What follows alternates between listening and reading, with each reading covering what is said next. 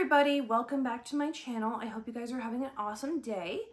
I was once known as Arya's voice, but as of last night, I have edited my name to Midnight Deception. That is for a couple of reasons. The primary reason being that that name is kind of associated with my algorithm days, and I talked at length a couple days ago in my last update that I was trying to get away from the idea of doing things just for the algorithm. Instead, I want to do things more for me. As is evident by this video, I am almost entirely certain that this video is not going to be ultra well received, but I'm primarily doing this for myself because I really liked doing this kind of content. And I'm also doing this on the off chance that some of you who did like this content like years ago are still here. This is just going to be an update to kind of tell you guys literally everything that has happened as far as like my life in terms of like escapism and stuff, because a whole heck ton of stuff has happened since the last time I talked to you guys about escapism, which if I recall correctly, if my brain is not messing with me, I want to say it was early 2021 the last time I talked to you guys. And there's a lot of stuff to go over. So first of all, I want to quickly update some terminology because I actually have the ability to do that. Because guess what, you guys? In the surge of COVID and TikTok and more neurodivergent people coming forward and talking about their experiences, we finally have a term that's better than escapism. The term is hyperfixation. Now,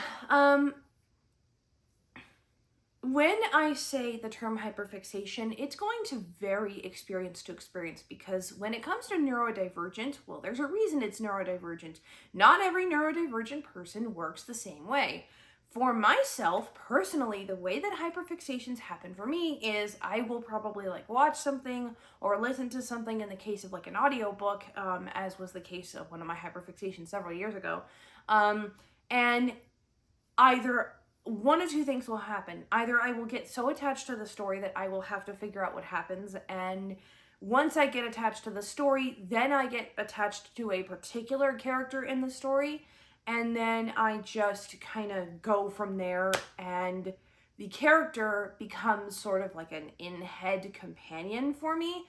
We are not using the term alter anymore because alter is used specifically for folks with diagnosed dissociative identity disorder or otherwise specified dissociative disorders. I do not have a therapeutic diagnosis, and I have my reasons for that, but I'm going to kind of keep that personal. But I will tell you, this is purely just based on my experience. Sorry, my Decepticon symbol is going to bug us the entire time because it wants to turn around. But anyways, but for me, the way the experience goes is I will either get attached to the story or just straight up get attached to the character, and that character will form themselves, sometimes intentionally, sometimes massively unintentionally, as a comfort companion for me that exists in my head as their own person. But I am the key difference between myself and the way that my headspace companions are structured and like a dissociative identity system is that there is no dissociation. I don't have any memory blackouts. There's no one that just forces themselves to the front. Usually if someone is at the front, I am with them. And that's been the case ever since I was a little girl, when I thought it was just playing pretend, and then I realized kind of as a teenager that it just didn't want to go away, and I wasn't going to let it go away because it was awesome. I had some of my best memories with headspace companions. I've heard another name for headspace companions be tulpas, but I think there's like some very like specific things that have to happen in order for a head companion to be considered a tulpa. So I don't know if I want to necessarily use that word to describe what my head companions are. So we're using the term either head companion or headspace companion. I've also heard the term headmates, but that just, I don't know. I'm okay with that term, but it also kind of makes me feel like they're roommates in my head, and it feels like they're more than that to me. They're, you know, I feel like it's not taking as seriously what and who they actually are. So that is the form of escapism that I chose to practice. And the reason I am now preferring the word hyperfixation over escapism is actually the reason that I used to not prefer the word hyperfixation back in the day. So I used to hate the word hyperfixation back in the day because I always thought that it meant like the real world was angry at us about our love of these particular things, and we just have to get over them because the rest of the world says we have to. Nowadays, now that there are a bunch of more neurodivergent people coming forward, I don't know if I was the first person to ever talk about this stuff, but I feel like ever since I did my videos on this kind of topic, there's been a bunch more people coming out about this stuff, so this is awesome.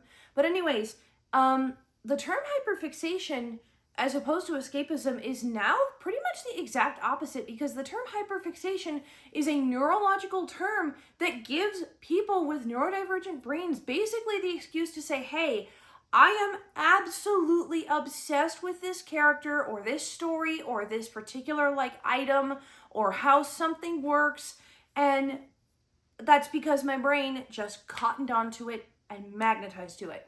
Now, the one thing that I will tell you is that with a neurodivergent brain, at least in my case, is that I do not have control over what hyperfixations I actually have. So, like, for example, one of the reasons that I have always struggled with Transformers, other than the reasons that I have discussed previously, which I'm not going to get into because I've talked about them so many times, but one of the reasons that I kind of always struggled with Transformers was because it was a hyperfixation that just literally blew itself in out of the dead of nowhere. I watched Starscream kill Cliffjumper, and for some reason, I don't know if my heart like really hates The Rock or something, but I hope not, because he's actually a really good guy, I think. Don't tell me if he's not. I don't want to ruin him for anyone in the comments. But anyways, I don't know like if my heart really hated The Rock or whatever, but for some reason, when Starscream killed Cliffjumper, I went from being like anxious, like, oh my God, he's so evil, to like, I want that. And that's kind of what happened, you know. That's basically the process of what happens with, you know, a new character basically forming themselves as a companion in my head. Now, this can happen in very unwanted ways as well. Sometimes if I'm falling asleep, half asleep, to something that I maybe don't intend to sleep to, and because I hear a lot even when I sleep. I think I'm an extraordinarily light sleeper, so it contributes to this, and I have sleep anxiety anyway. But anyways, I will hear something in my sleep that will trigger the formation of a companion from something that I do not know and I do not want, and that particular thing will like haunt me and keep me, and my brain will be focused on it for several days trying to get rid of it, and it's the worst feeling in the world.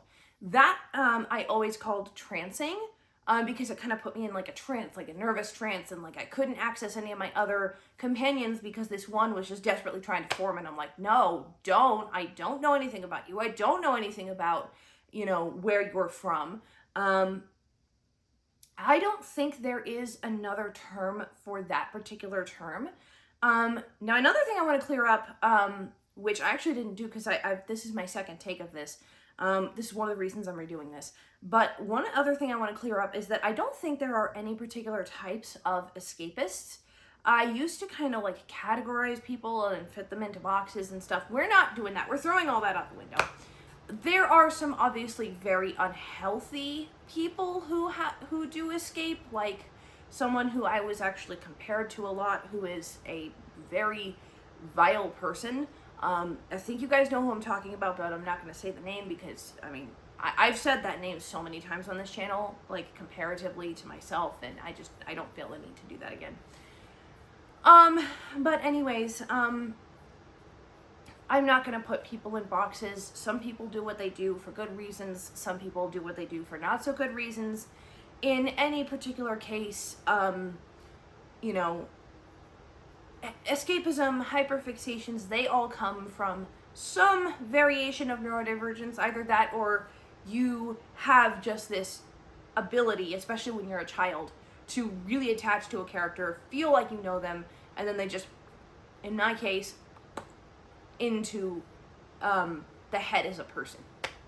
So, with that said, I'm now going to give you guys a bit of an update on my headspace. I'm still calling it a headspace because I don't know, like, the term headspace has always just felt like the best term I can use, because I could say inner world, because actually it is very elaborately done up in here. I could say inner world, but I think for the sake of just simplicity, I'm going to say headspace. Well, headspace, inner world, they're interchangeable terms. I'm now going to get into updates like on my headspace and who some of my head companions are, who is here, who is no longer with us, because actually there are some very big head companions. Sorry, I'm adjusting this.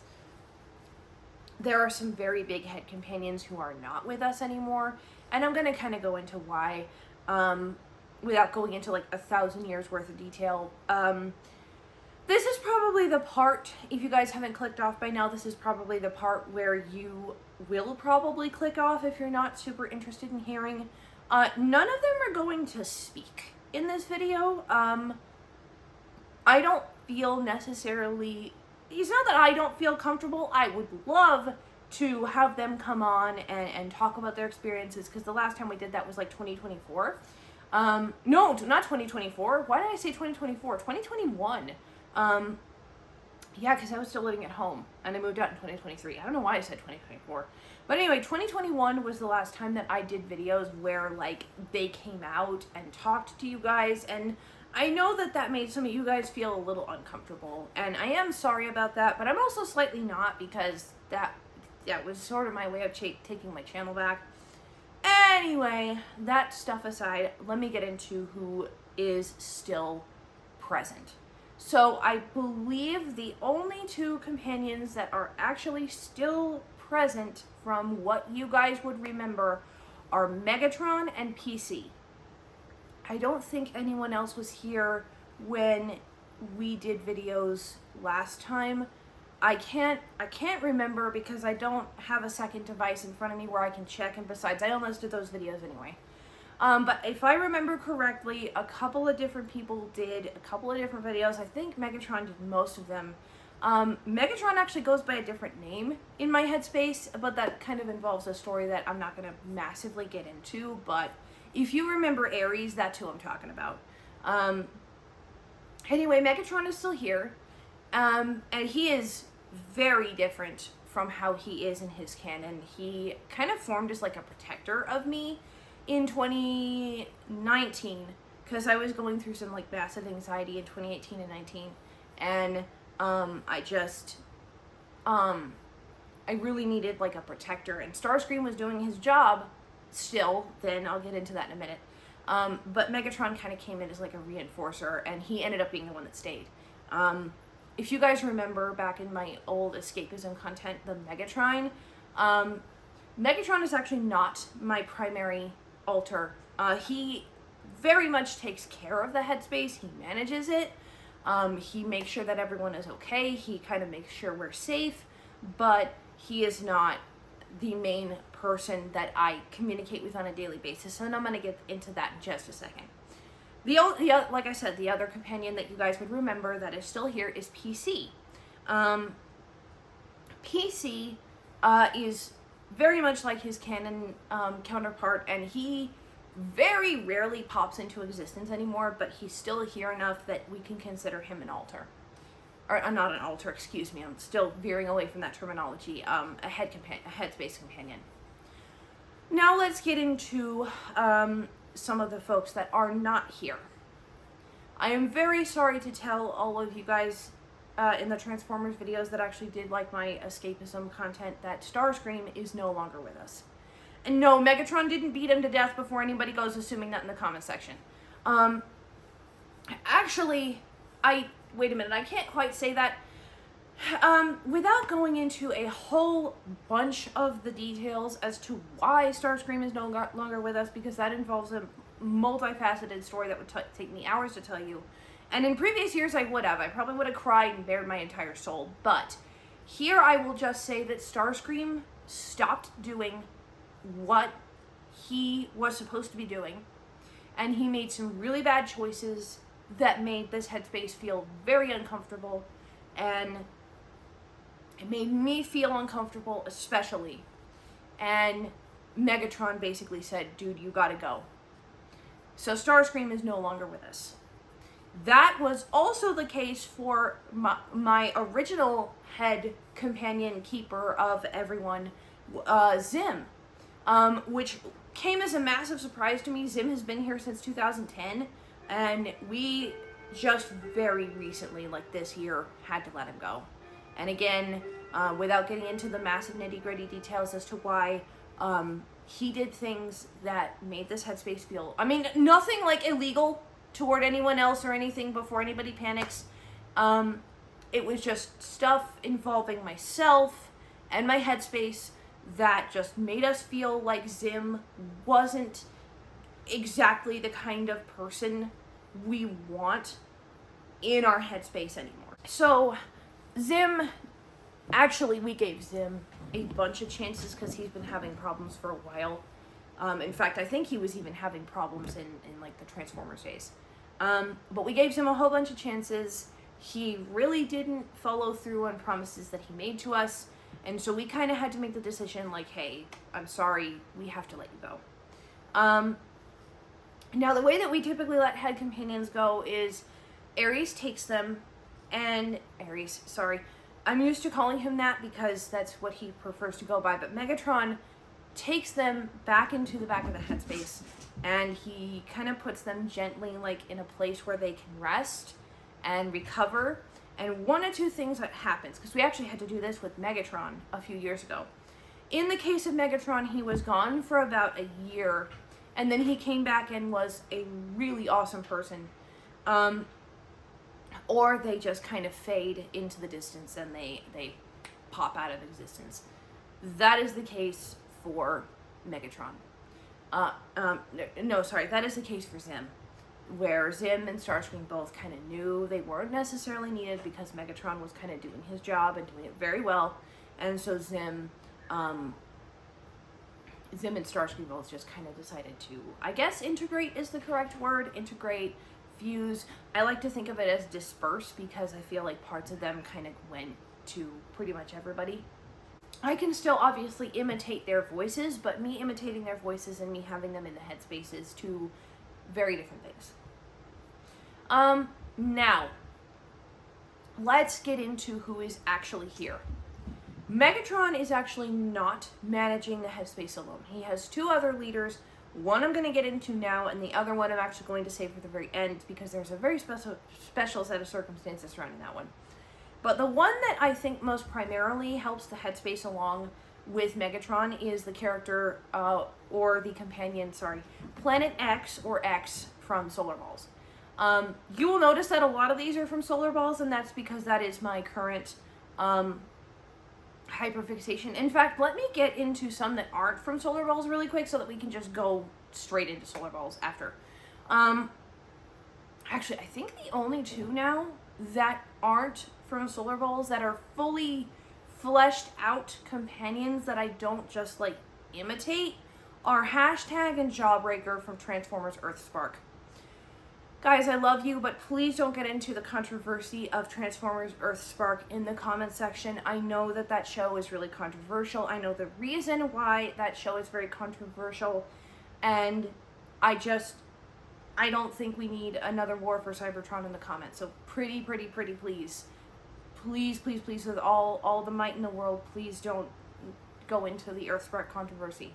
Hashtag and JB are here. If we choose to do spoken content, you will probably never see them because they're very shy. Oh, also Twitch is here, which, Twitch is a very interesting one because she kind of wants to help take control of the headspace. It's not that she doesn't trust Megatron. In fact, she had Megatron, much like Transformers Earthspark. By the way, my Megatron is not based off Earthspark. He's still very much based off Prime. In fact, he hates Earthspark Megatron, and if you guys let him, he'll tell you exactly why. But anyways, Twitch and Megatron do get along. She tries to be a leader, but in reality, like I said, there are main three keepers: Megatron, Planet X, who I'll get into in just a minute, and a third one who I'm going to wait till the very end to tell you about.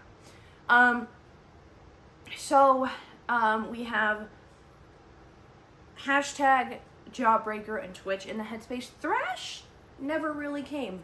I don't know. I don't think I bonded with Rash as well. In fact, I think he's probably my least favorite Terran. I don't know why. I don't know why. I just don't vibe with him. And yes, guys, I did finish Transformers Earthspark. If you want me to touch on that and talk about like my thoughts on that, I can, but that's not massively on my cards right now. But anyways, so from Transformers, we have Megatron, we have Hashtag, we have Jawbreaker, and we have Twitch.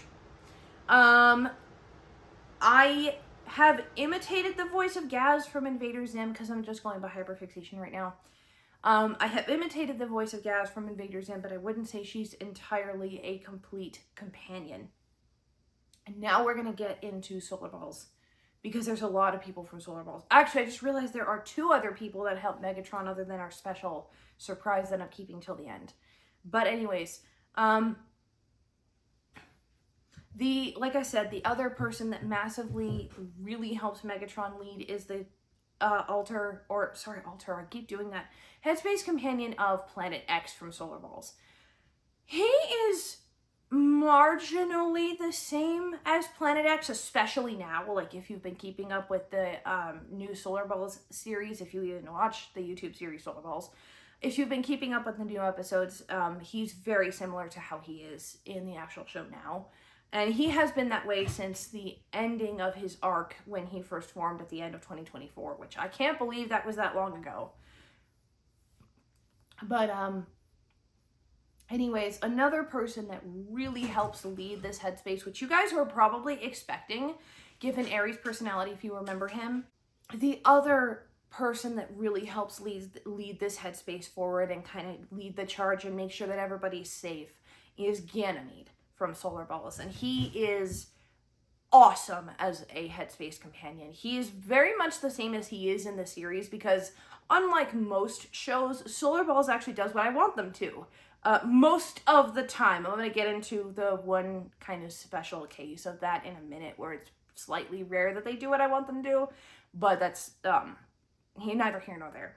Ganymede is an excellent Headspace monitor. He kind of helps manage everybody. He makes sure that everybody's safe, that everyone is feeling okay. He really keeps everybody on track so that everything is, okay and good and safe. And I keep using the word safe, but you know what I mean. Like, he basically keeps everybody in check and makes sure that everybody kind of knows what they're doing and what they shouldn't be doing, and all this stuff. The other person who is not necessarily a leader in the Headspace, but he's slightly prominent, is Titan from Solar Balls. I picture these guys as like, because actually apparently a lot of people write fan fictions this way, where like they're basically planet human hybrids, so they can be one or the other in my Headspace, and that's kind of the case for all the Solar Balls characters, really.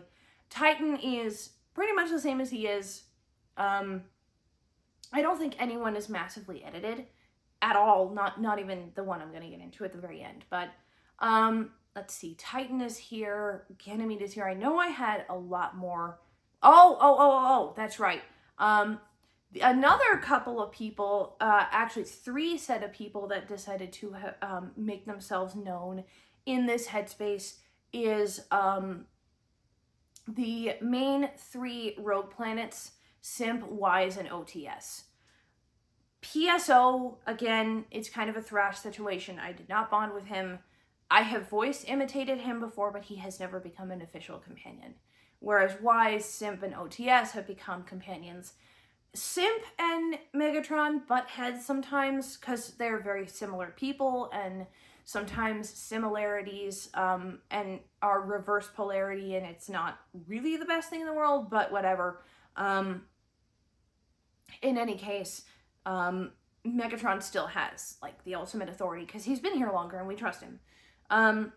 This was one of those cases where an unwanted companion formed and I can't seem to like shake him, is Ceres. Ceres doesn't come out that often, if at all, but he is here. Another one that's also here is Jupiter. I have voice imitated Mars, but he's not a companion. But who is, I can't believe I almost forgot, is Venus. The massive difference between my companion of Venus and Solar Balls Venus is that my companion of Venus actually identifies with she, her pronouns.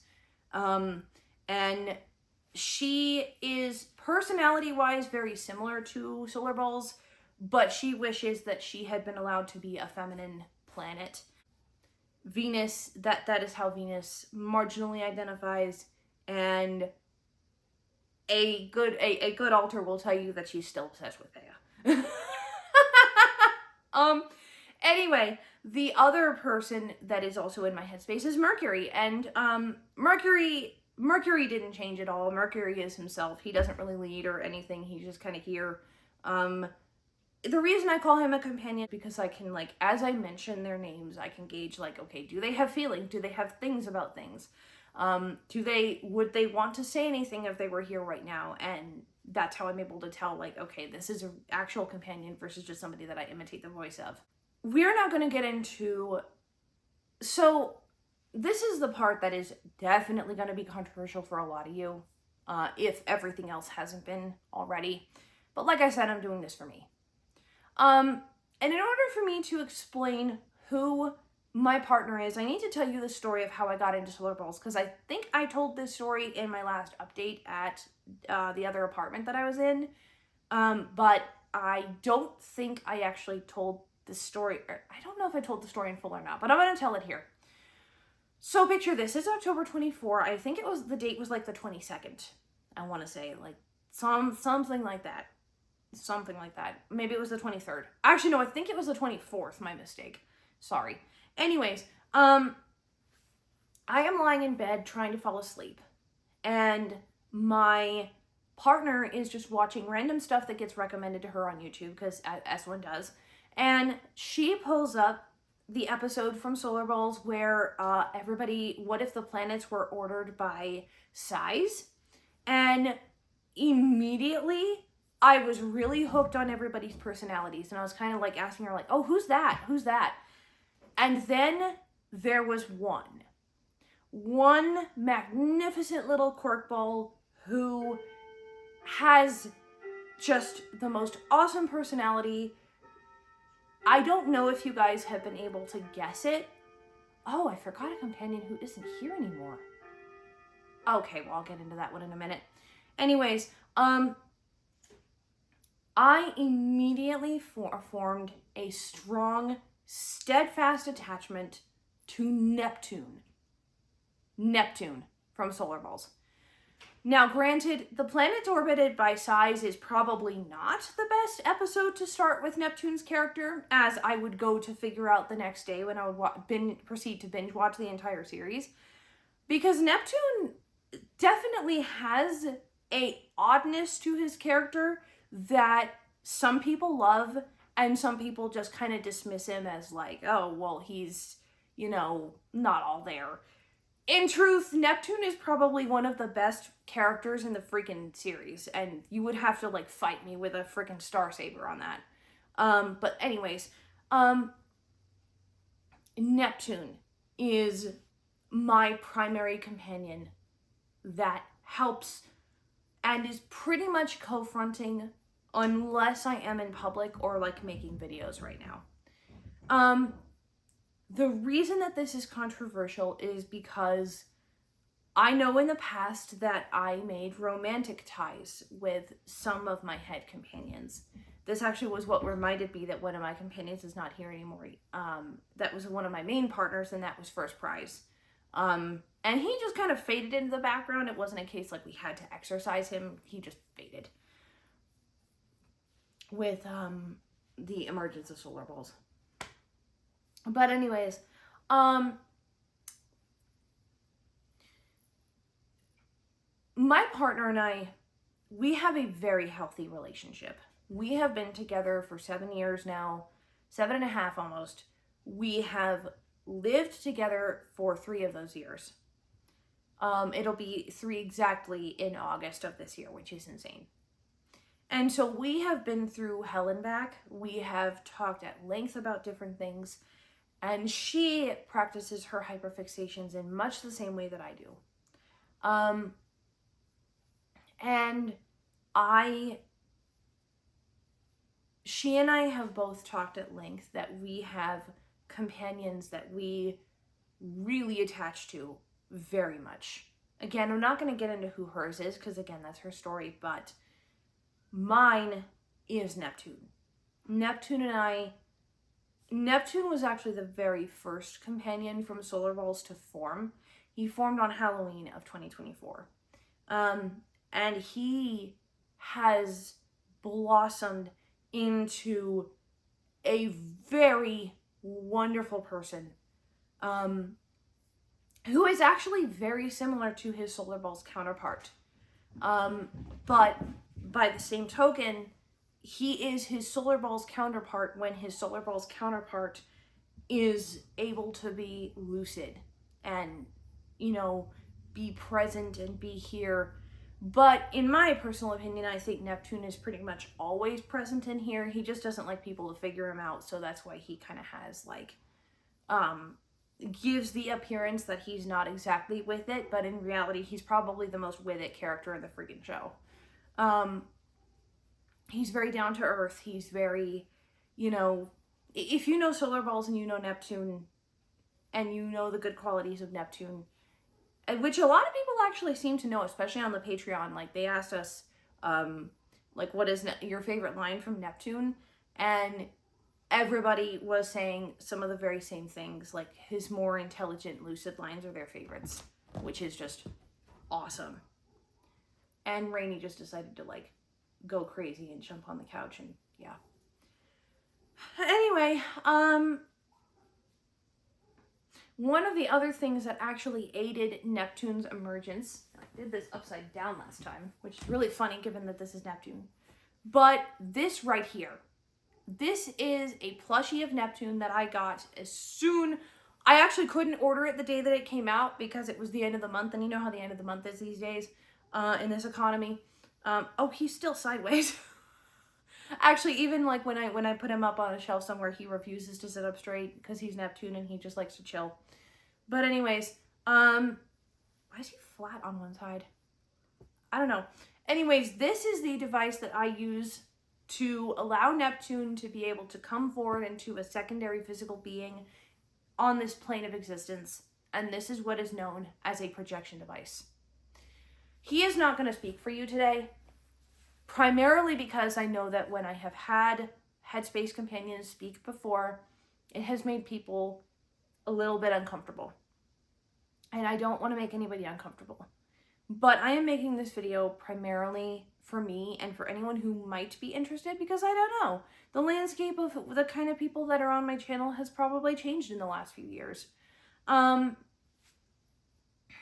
But in any case, guys, that is actually going to do it for this particular video.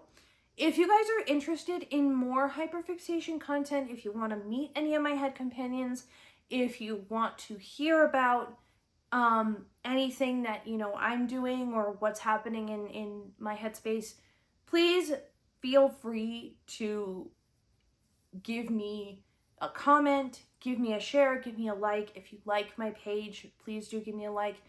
And you guys, as always, my armada, if speaking the truth is deception, then may you always be gladly guilty. Bye.